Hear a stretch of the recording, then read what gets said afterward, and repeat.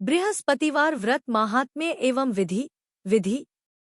इस व्रत को करने से समस्त इच्छाएं पूर्ण होती है और बृहस्पति महाराज प्रसन्न होते हैं। धन, विघा, पुत्र तथा मनोवांछित फल की प्राप्ति होती है। परिवार में सुख तथा शांति रहती है। इसलिए यह व्रत सर्वश्रेष्ठ और अति फलदायक है। इस व्रत में केले का पूजन ही करें। कथा और पूजन के समय मन, कर्म और वचन से शुद्ध होकर मनोकामना पूर्ति के लिए बृहस्पति देव से प्रार्थना करनी चाहिए। दिन में एक समय ही भोजन करें। भोजन चने की दाल आदि का करें। नमक न खाएं। पीले वस्त्र पहनें। पीले फलों का प्रयोग करें। पीले चंदन से पूजन करें। पूजन के बाद भगवान बृहस्पति की कथा सुननी चाहिए। प्राचीन समय की बात है, एक बड़ा प्रतापी तथा दानी राजा था। वह प्रत्येक गुरुवार को व्रत रखता एवं पूजा करता था। यह उसकी रानी को अच्छा न लगता। न वह व्रत करती और न ही किसी को एक पैसा दान में देती। राजा को भी ऐसा करने से मना किया करती। एक समय की बात है कि राजा शिकार खेलने वन को चले गए। घर पर रानी और दासी थी। उस समय गुरु बृहस्पति साधु का रूप धारण कर राजा के दरवाजे पर भिक्षा मांगने आए। साधु ने रानी से भिक्षा मांगी तो वह कहने लगी, हे साधु महाराज, मैं इस दान और पुण्य से तंग आ गई हूँ। आप कोई ऐसा उपाय बताएं जिससे यह सारा धन नष्ट हो जाए और मैं आराम से रह सकूं। साधु रूपी बृहस्पति देव ने कहा, हे देवी, तुम बड़ी विचित्र हो। संतान और धन से भी कोई दुखी होता है। अगर तुम्हारे पास धन अधिक है तो इसे शुभ कार्यों में लगाओ, जिससे तुम्हारे दोनों लोग सुधरें। परंतु साधु की इन बातों से रानी खुश नहीं हुई। उसने कहा, मुझे ऐसे धन की आवश्यकता नहीं जिसे मैं दान दूं तथा जिसको संभालने में ही मेरा सारा समय नष्ट हो जाए। साधु ने कहा, यदि तुम्हारी ऐसी इच्छा है तो जैसा मैं तुम्हें बताता हूँ तुम वैसा ही करना। बृहस्पतिवार के दिन तुम घर को गोबर से लीपना, अपने केशों को पीली मिट्टी से धोना, केशों को धोते समय स्नान करना, राजा से हजामत बनाने को कहना, भोजन में मांस मदिरा खाना, कपड़ा धोबी के यहाँ धुलने डालना। इस प्रकार 7 बृहस्पतिवार करने से तुम्हारा समस्त धन नष्ट हो जाएगा। इतना कहकर साधु बने बृहस्पति देव अंतर्धान हो गए।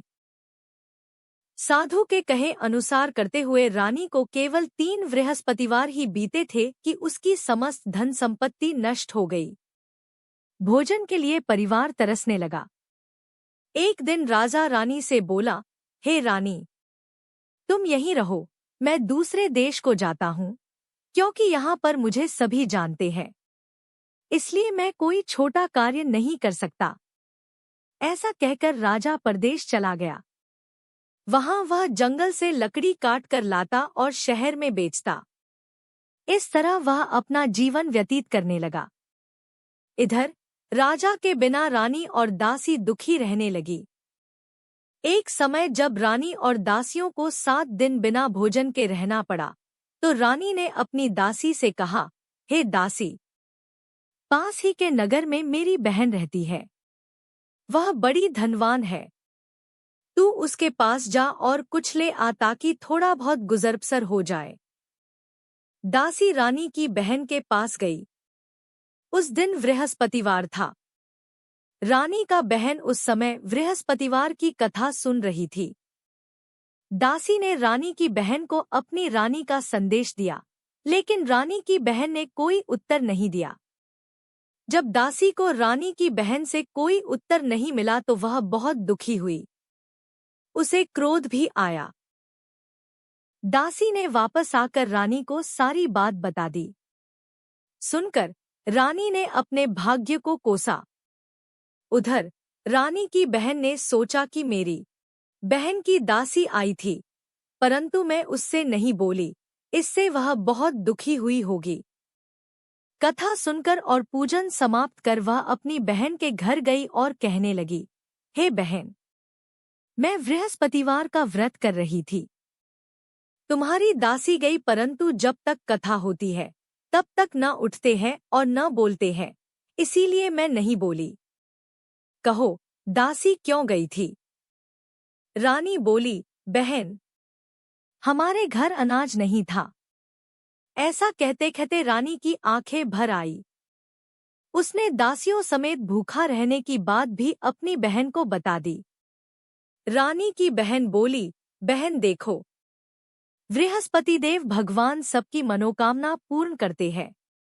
देखो, शायद तुम्हारे घर में अनाज रखा हो। यह सुनकर दासी घर के अंदर गई तो वहां उसे एक घड़ा अनाज का भरा मिल गया। उसे बड़ी हैरानी हुई क्योंकि उसे एक एक बर्तन देख लिया था। उसने बाहर आकर रानी को बताया।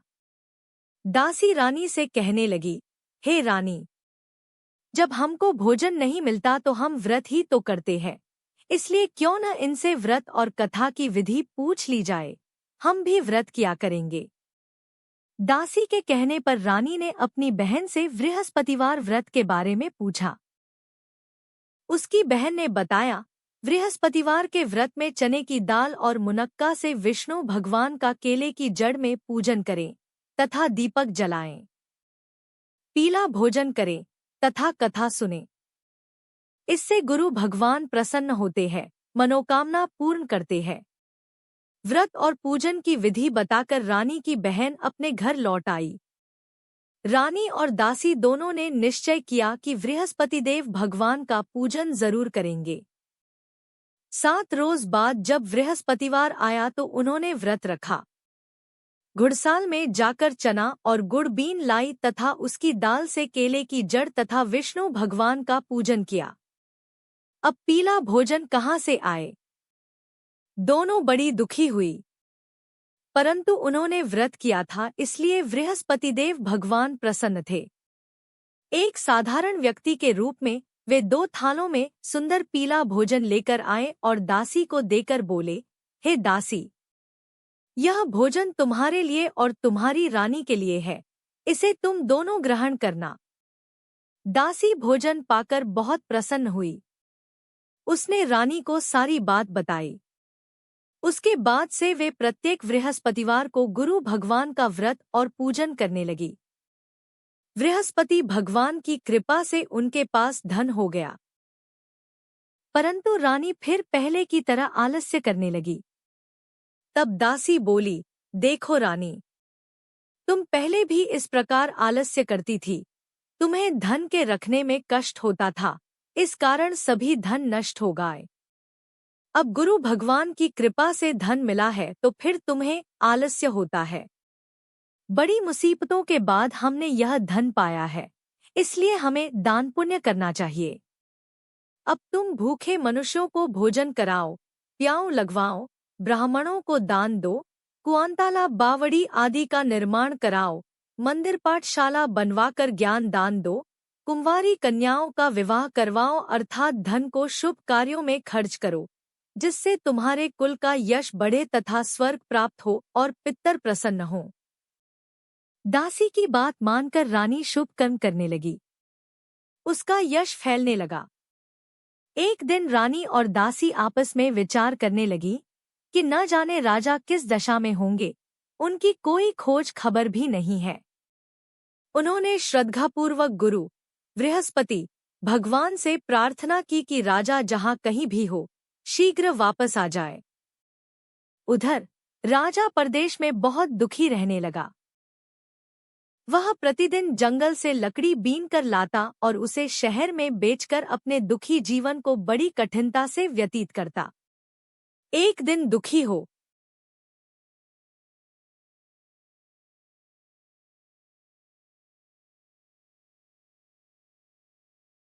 अपनी पुरानी बातों को याद करके वह रोने लगा और उदास हो गया। उसी समय राजा के पास बृहस्पतिदेव साधु के वेश में आकर बोले, हे लकड़हारे, तुम इस सुनसान जंगल में किस चिंता में बैठे हो, मुझे बतलाओ। यह सुन राजा के नेत्रों में जल भर आया।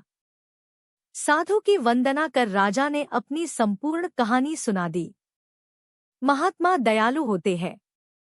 वे राजा से बोले, हे राजा, तुम्हारी पत्नी ने बृहस्पति देव के प्रति अपराध किया था, जिसके कारण तुम्हारी यह दशा हुई।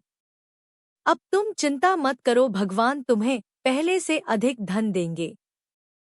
देखो, तुम्हारी पत्नी ने बृहस्पतिवार का व्रत प्रारंभ कर दिया है। अब तुम भी बृहस्पतिवार का व्रत करके चने की दाल व गुड़ जल के लोटे में डालकर केले का पूजन करो। फिर कथा कहो या सुनो। भगवान तुम्हारी सब कामनाओं को पूर्ण करेंगे। साधु की बात सुनकर राजा बोला, हे प्रभो, लकड़ी बेचकर तो इतना पैसा भई नहीं बचता जिससे भोजन के उपरांत कुछ बचा सकूं। मैंने रात्रि में अपनी रानी को व्याकुल देखा है। मेरे पास कोई साधन नहीं जिससे उसका समाचार जान सकूं। फिर मैं कौन सी कहानी कहूं, यह भी मुझको मालूम नहीं है। साधु ने कहा, हे राजा, मन में बृहस्पति भगवान के पूजन व्रत का निश्चय करो। वे स्वयं तुम्हारे लिए कोई राह बना देंगे। बृहस्पतिवार के दिन तुम रोजाना की तरह लकड़ियां लेकर शहर में जाना। तुम्हें रोज से दुगुना धन मिलेगा, जिससे तुम भली भांति भोजन कर लोगे तथा बृहस्पति देव की पूजा का सामान भी आ जाएगा। जो तुमने बृहस्पतिवार की कहानी के बारे में पूछा है, वह इस प्रकार है। बृहस्पति देव की कहानी, स्टोरी। प्राचीन काल में एक बहुत ही निर्धन ब्राह्मण था। उसके कोई संतान न थी।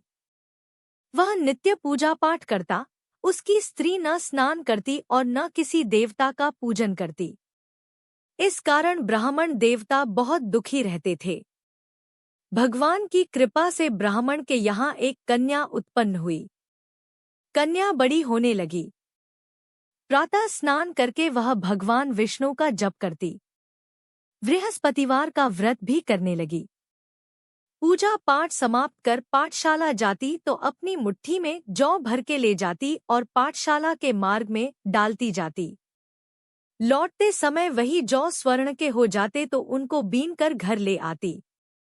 एक दिन वह बालिका सूप में उन सोने के जौ को फटक कर साफ कर रही थी कि तभी उसकी माँ ने देख लिया और कहा कि हे बेटी, सोने के जौ को फटकने के लिए सोने का सूप भी तो होना चाहिए।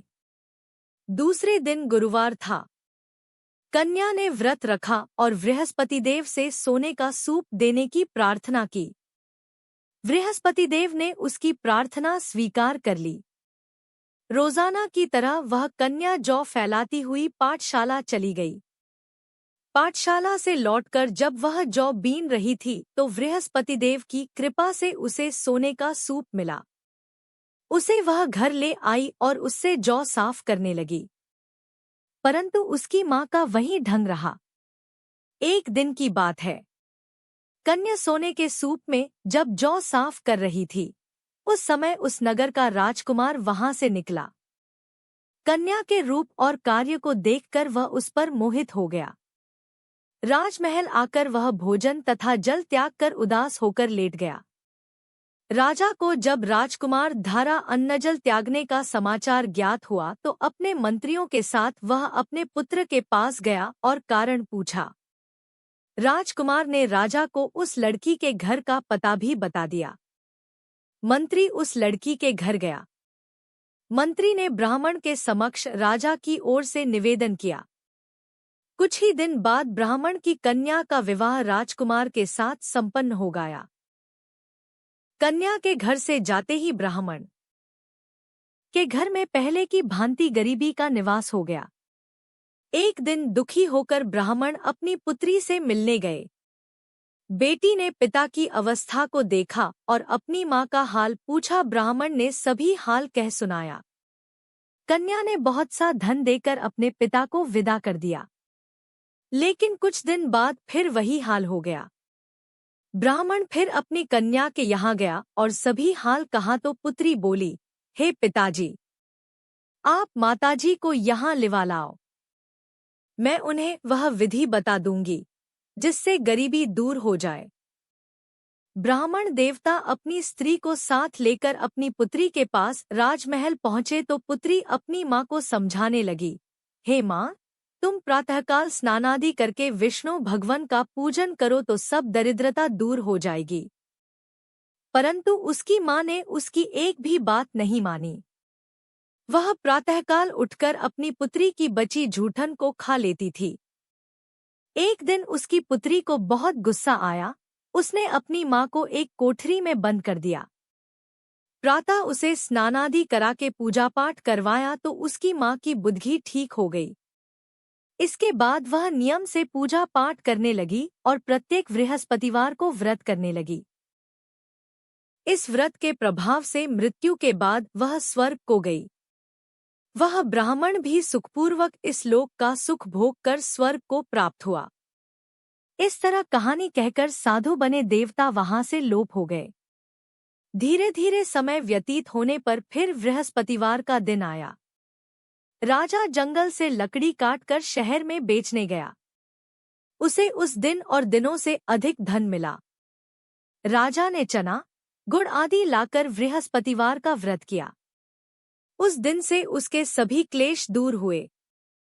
परंतु जब अगले गुरुवार का दिन आया तो वह बृहस्पतिवार का व्रत करना भूल गया।